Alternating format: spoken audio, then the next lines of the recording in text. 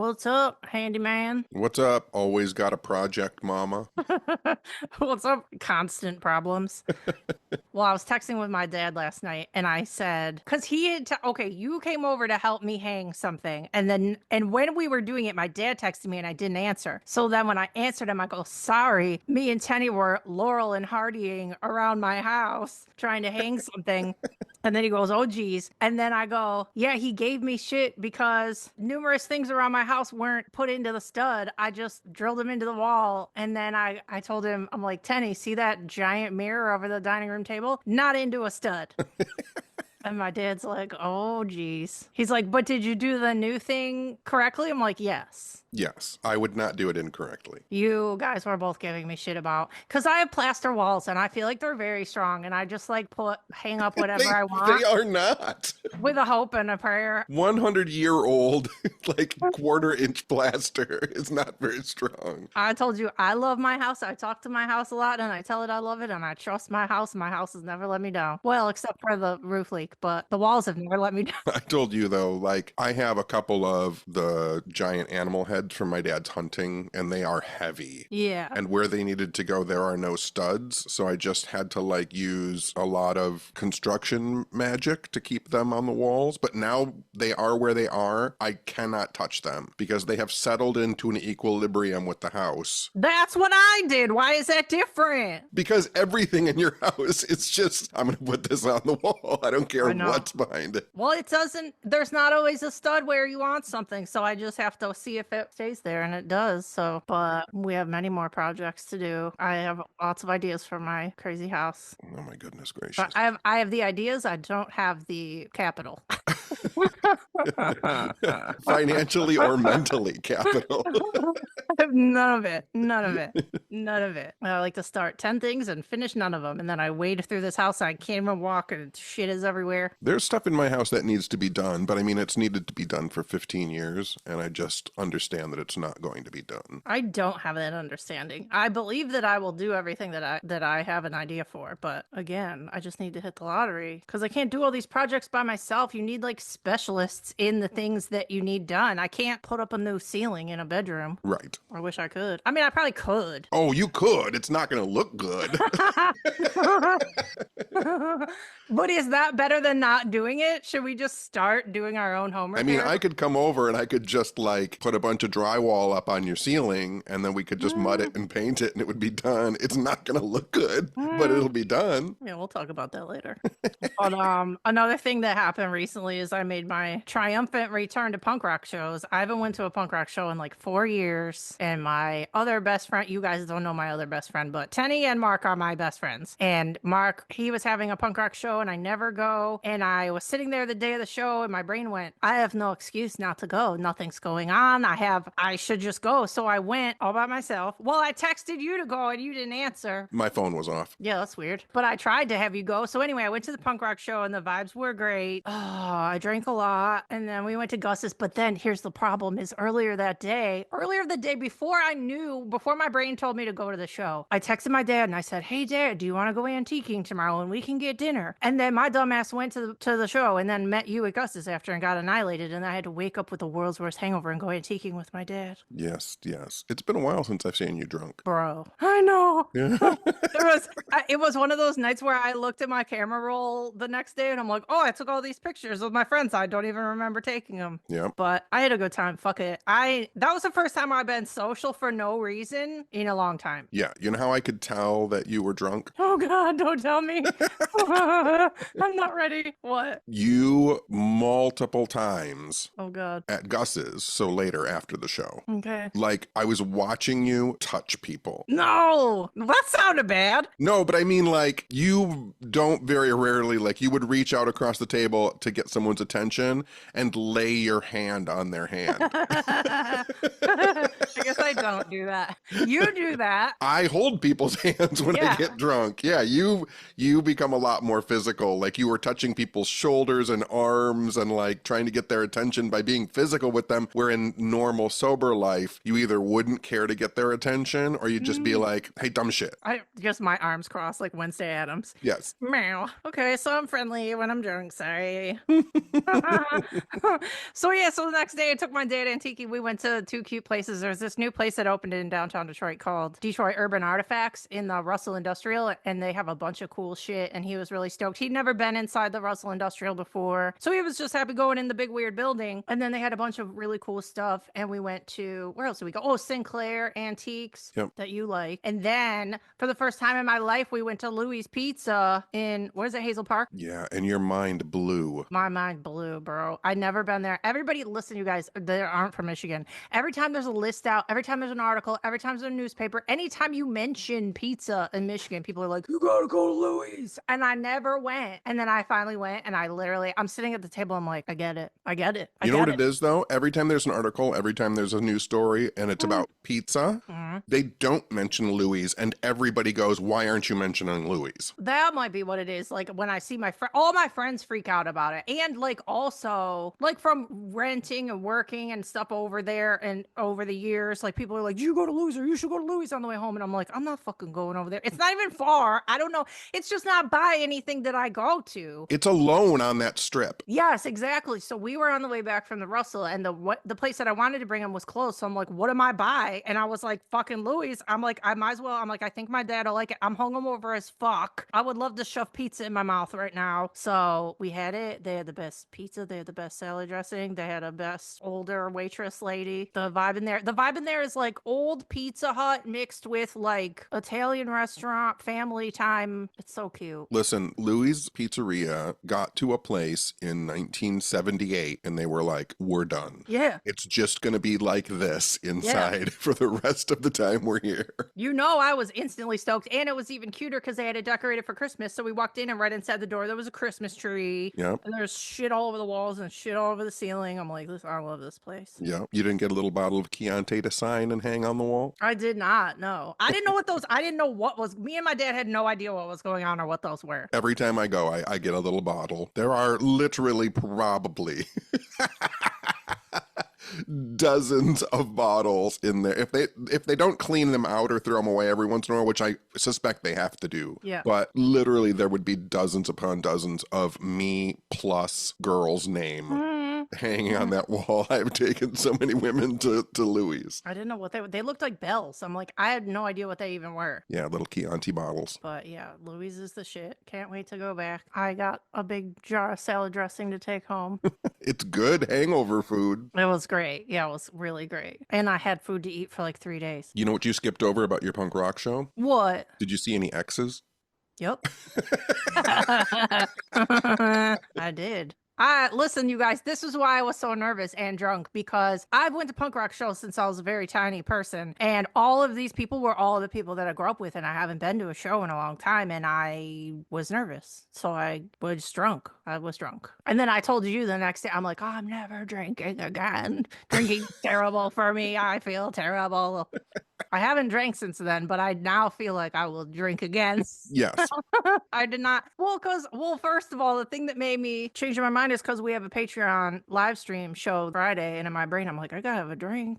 Yeah, you do. So I was just lying to myself. I mean, but that's the thing. I typically only drink a drink or two, and I'm fine. Drinking more than one or two for me is a bad time. Yeah, well, it's your social anxiety. I know. I'm not doing it because I want to. I'm doing it because You have to make it through the next 2 hours. I know. I know.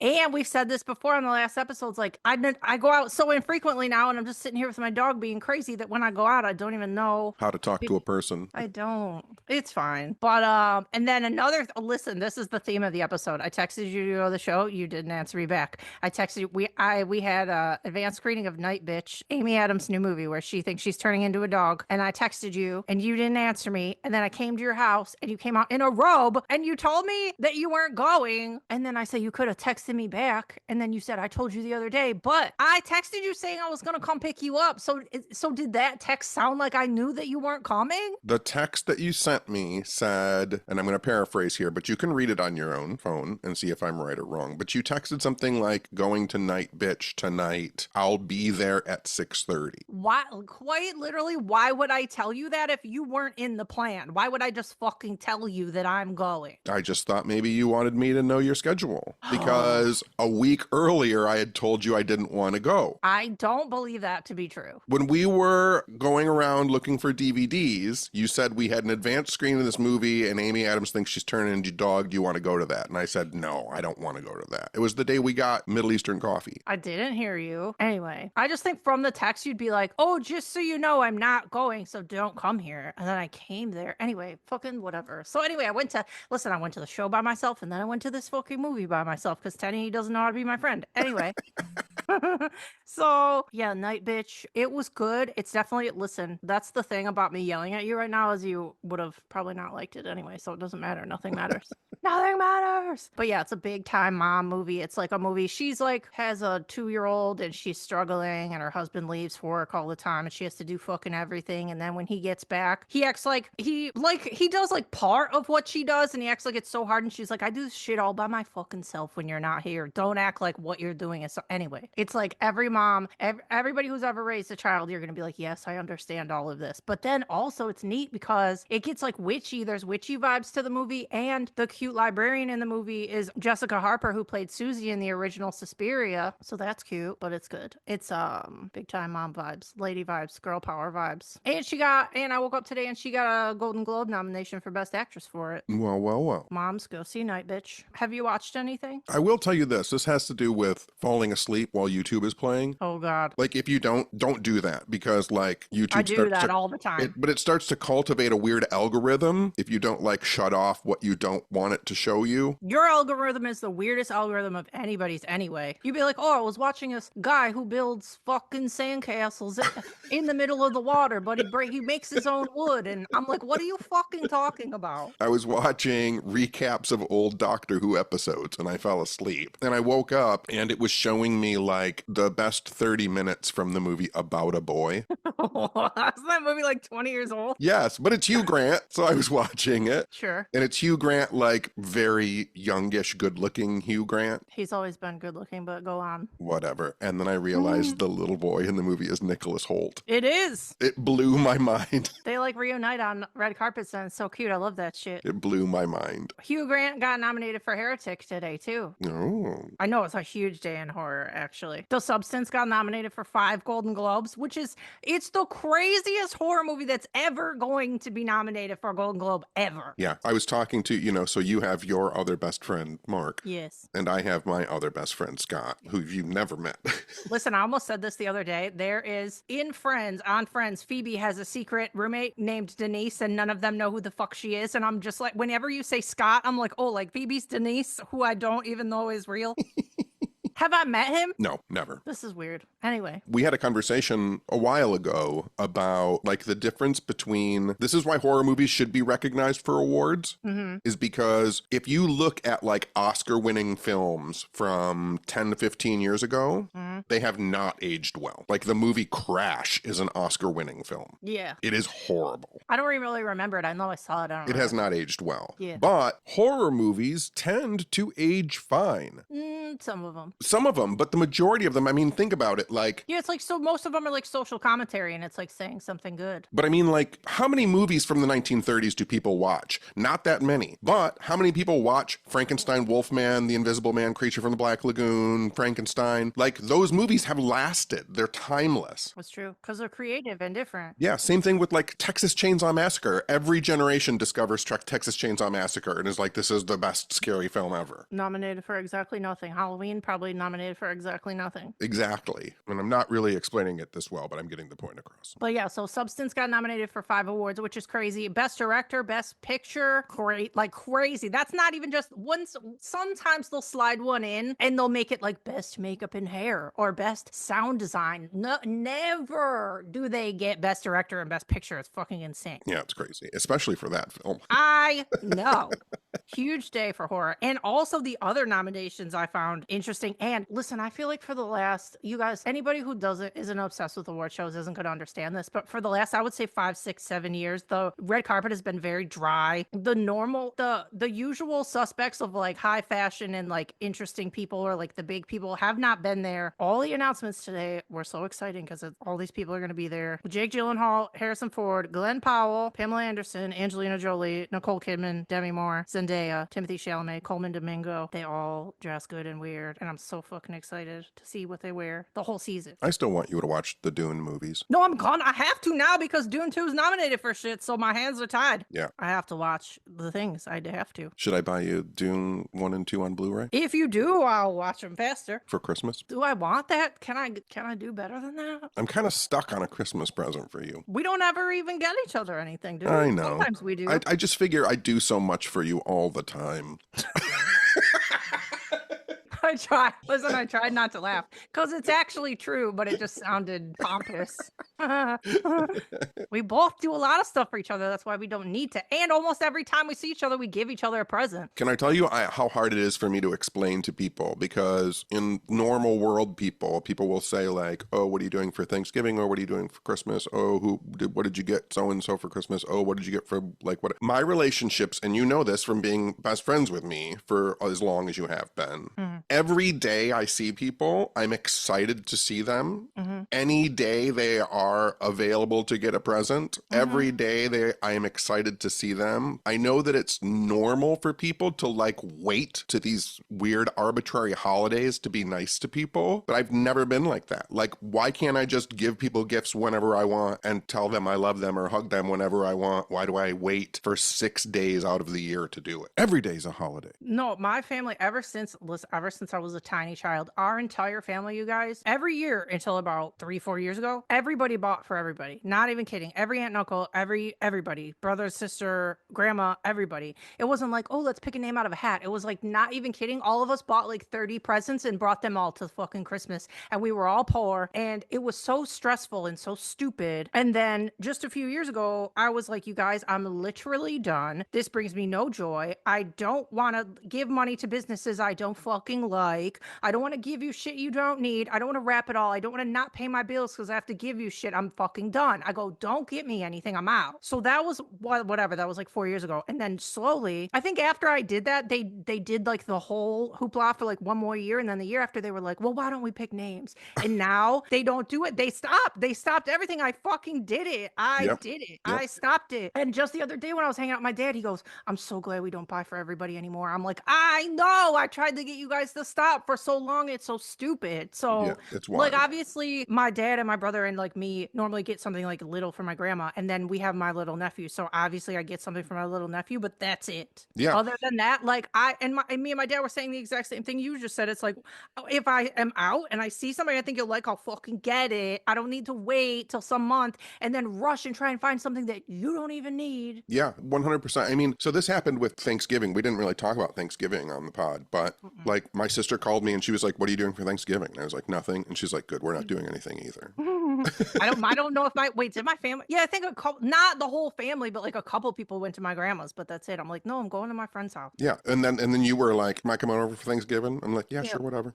Yeah. But even if it wasn't like, regardless, we would have been like, hey, do you want to get food? It's like the same. Yeah. I don't know. The way that it's 100%. The way that you asked me if you were coming over for Thanksgiving was the same way that I will ask you, do you want to get a Slurpee? Yeah, exactly.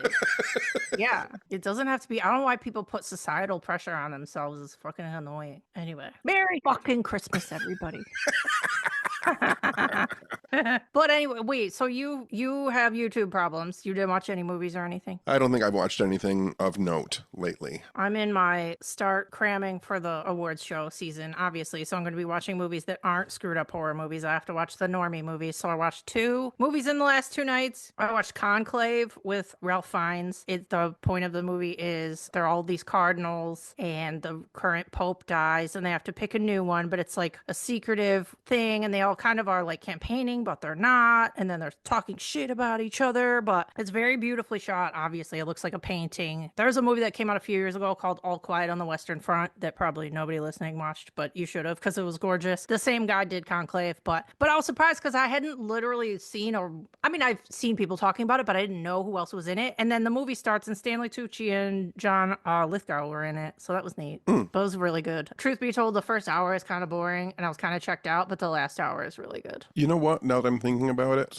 so I was watching recaps of Doctor Who episodes, fell asleep and woke up, and it was showing me clips from About a Boy. That's the algorithm on one end. And then a couple days later, I was watching Star Trek reruns on Amazon, and I fell asleep, and I woke up, and it was showing me that movie with Bradley Cooper and Jennifer Lawrence. Oh, Silver Linings Playbook? Yeah. How does my algorithm on Amazon, which is all science fiction, sci-fi, and horror, at some point when I'm sleeping, it goes, show him Silver Linings Playbook? I don't know.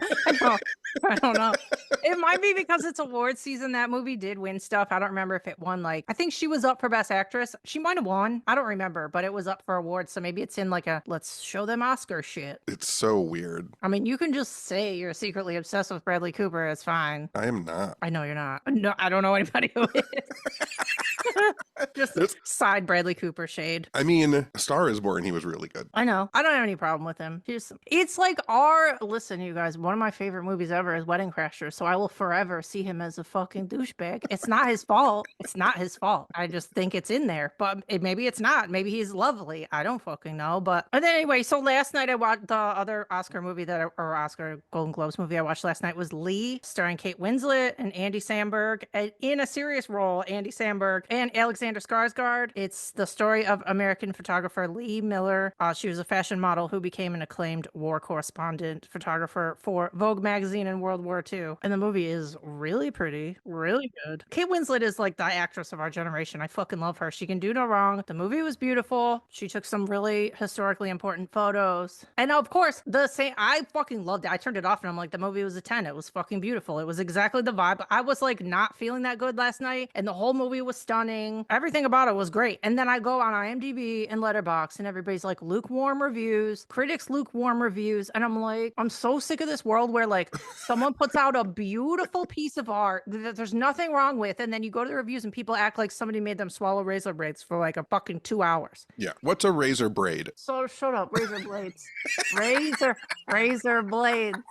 Sorry, just hit my ear funny. Sorry, don't feel good. Anyway, but no, there's this thing going on Letterboxd right now where people are like, oh, this is just a vehicle for Kate Winslet. They just made this so Kate Winslet could make another Oscar. And they're like, oh, you don't think the story is this lady photographer during World War II that nobody's ever talked about? You don't think that was the point? Right. God, everybody's so insufferable. The world has gotten insufferable.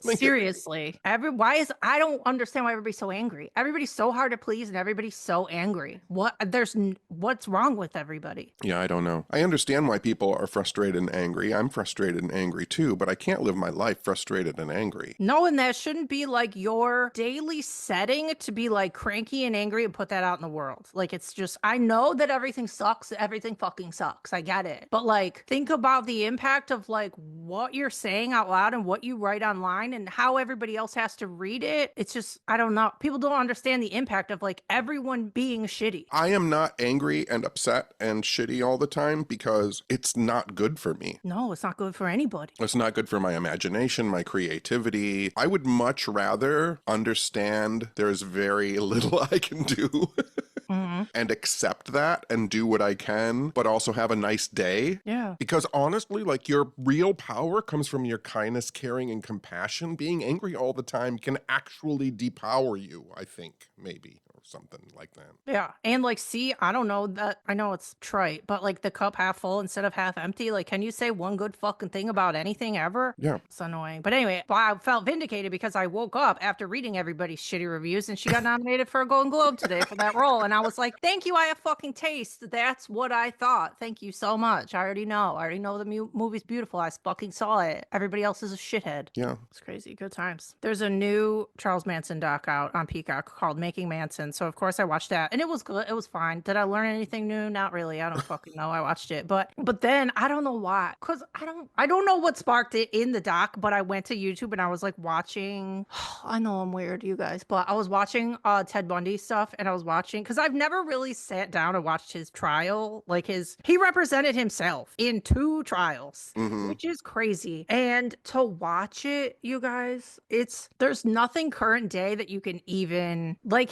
from the jury selection to the opening statements to the cross-examining jurors, people had to sit there and act normal and respectful to the guy who did all the things that they're talking about. It's so fucking crazy to watch. Like he's cross-examining cops and they're like, yes, sir. Yes, sir. And I'm like, in their head, they're like, this motherfucker, I have to talk to this guy right now. And he did it's so crazy how they're entertaining the notion of talking to him like he's normal through 2 different, it's crazy. It's crazy to watch. It's crazy that you bring that up because, again, this is all about my YouTube algorithm.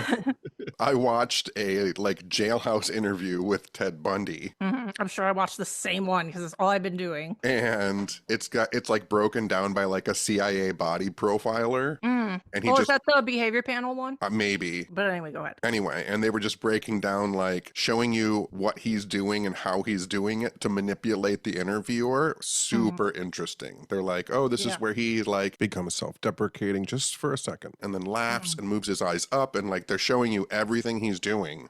And they also showed you the moments when he like popped out of it and like his eyes go completely different just for a second, and then all of a sudden he becomes like a normal looking person, and it's so strange. Yeah, all his victims always said that, like, because he has like light eyes, and they say when he gets in that mode, his eyes turn black. Another interesting. Not good. Why? Because I have had many women tell me that that's what happens to my eyes when I get mad. I have black eyes too. Whatever. We're not serial killers, I promise. Anyway, but no, I watched a thing with him too, where it was like, I think it was in his final, because there was like a final jailhouse interview that he did with like religious people. You know that one?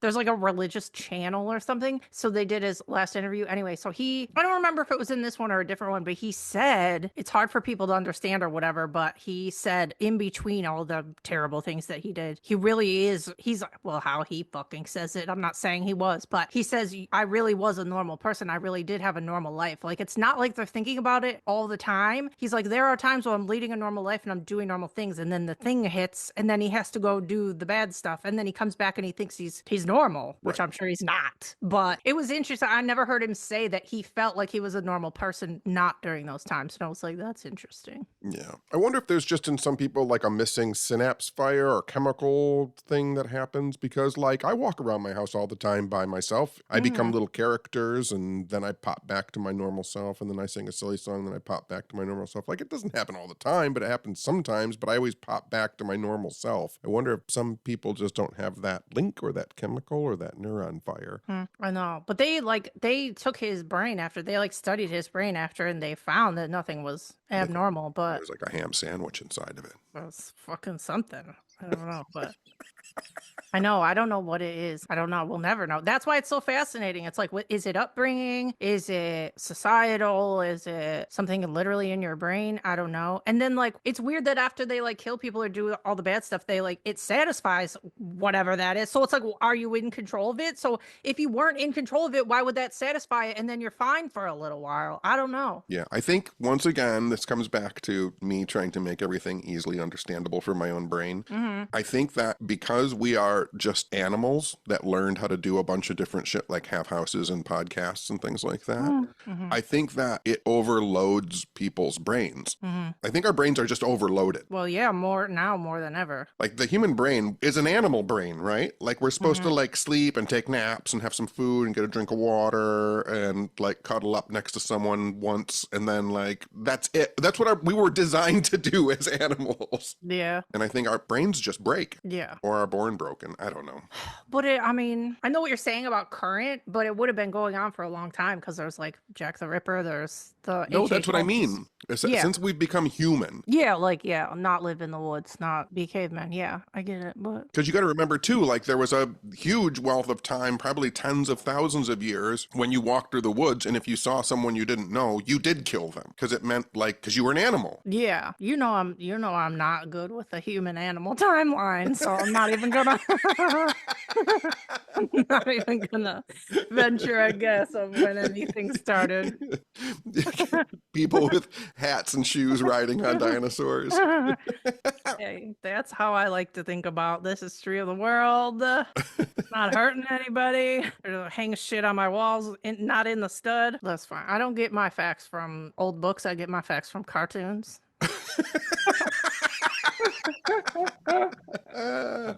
So take that.